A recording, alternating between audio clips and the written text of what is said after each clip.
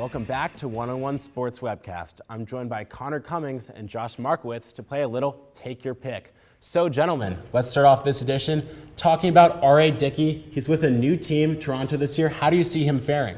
I think he would do worse transitioning to a new league, facing different hitters, and just his stats last year were too difficult to repeat. He struck out a lot more people, 8.9 strikeouts per 9 innings instead of 5.8, and his fielding independent pitching was about half a point lower than normal. So yeah, I agree. He's 38 years old. He's getting up there. He had a Cy Young performance last year. The only other pitchers to repeat a Cy Young performance are Greg Maddux, Randy Johnson, and Tim Lincecum.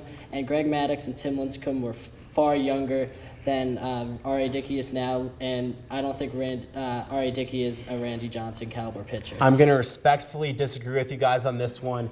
3.3 ERA average the last 3 years. I think that this team is a better hitting team, and they'll give him some support. Now, moving on, we're going to talk about Mike Trout, who's another surprising player.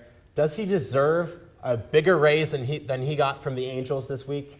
Absolutely. He's only making $510,000. He should be making well over $1 million. He is the best player on the Anaheim Angels right now. He was in MVP contention last year. He was the Rookie of the Year. He's just playing much better than Albert Pujols or Josh Hamilton, and they're both making $15 million this year, and frankly, he's just much better than much younger. He is the future of that franchise, not them. He deserves a lot more money than they do. yeah, Trout does deserve a lot more money than $510,000 a year. I mean, Hamilton and Pujols are great players too, but Trout's a five-tool player, speed, 49 steals last year, great defense, 326 average, 30 homers. I mean, he is the future of that franchise, and they need to pay him much better. If he gets Super 2 and is eligible for arbitration after the year, they're going to have to pony up the dough. Moving on to another exciting thing for the MLB, and they've been the San Francisco Giants, going to 2 of the last 3 World Series. Will they be able to do it again next year? I do not think they will. I mean, the other teams in the National League, the Cardinals, the Reds, the Dodgers, the Braves, the Nationals, got a lot better, whether by trade, free agency, or just people getting healthy. The Giants didn't make a lot of moves, and they're too reliant on their pitching. Just because they haven't made a lot of moves doesn't mean they won't make it back. They know how to win. Posey and Sandoval are really the only... They've won the last 2 out of the 3 World Series. I mean, Pablo Sandoval was the World Series MVP this past year.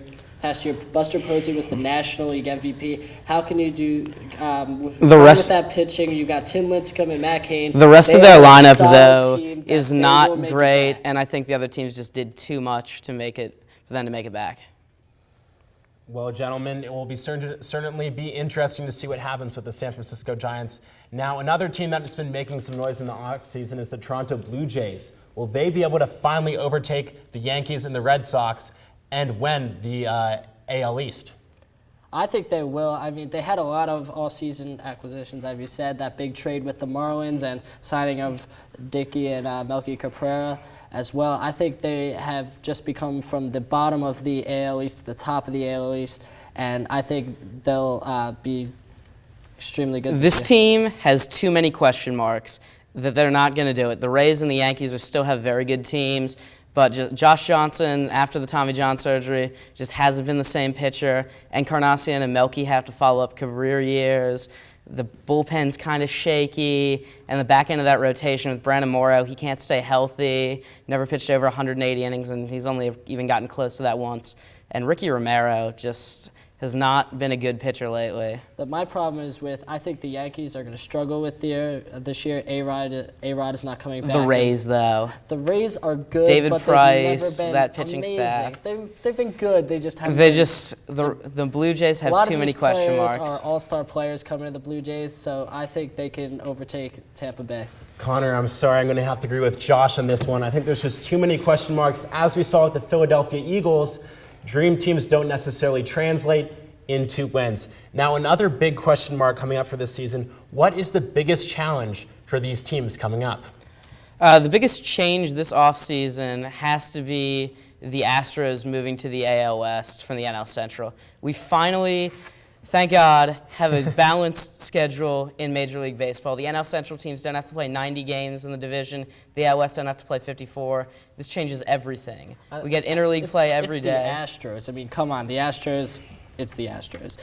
My biggest change is actually back to the AL East with the Blue Jays making all those big trades and the Yankees suffering from those injuries, and the Red Sox really have nothing right now. It's a total power shift in the AL East and the entire American League because the Yankees and the Red Sox have done so well for so long that the Blue Jays coming out of really nowhere, it's just The Yankees still have a potential to win that division, though, and this changes the whole foundation of the league. So Interleague play every day. This is great for baseball. I like both those picks, gentlemen, but I'm going to go with Jeffrey Loria getting people to actually come to the Marlins games after that fire sale.